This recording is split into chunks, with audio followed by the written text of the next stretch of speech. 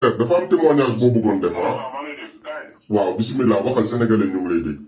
waaw loolu mën naa ne quoi dafa am. dafa am benn témoignage bu ma bëgg a def.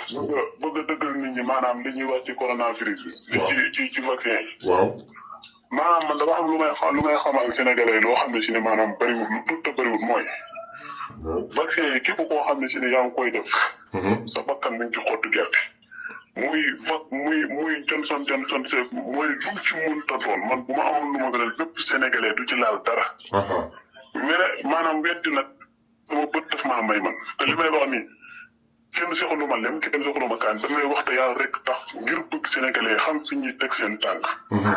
ndaxte kaayis mi yàgg naa ko dégg mu am yoo xam ne daf koy wax nit ñi di ko critiquer mais man su maanaam chaque jour li muy wax dama koy gis.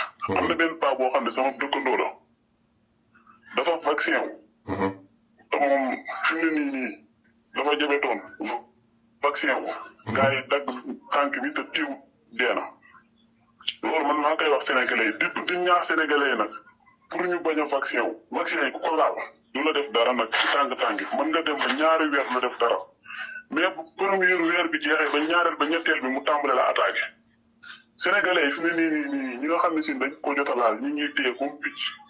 def na nii li ngay dégg naan ay cas duy cas. ñi laal vaccin yi ñooy dee. waaw loolu nag laa amoon ci lu may wax sénégalais yi pour ñu teggi seen tànk. vaccin yi man li ma gis moom vaccin yi ñu ko laal ñooy dee mais du cas yi loolu duy cas loolu vaccin la te képp koo xam ne yaa ngi koy laal wala yaa ngi koy waaj bay boo nga bokk. man maa leen wax loolu. te yow xam nga ay nit ma leen di wax. te xam nga ay nit yu ci ñàkku yu décédé.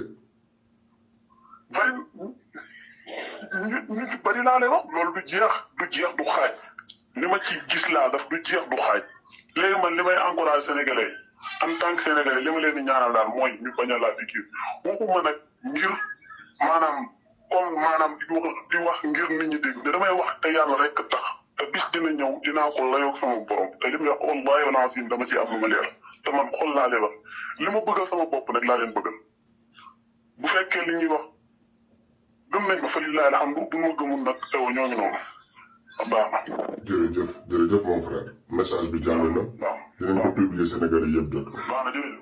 jërëjëf waay.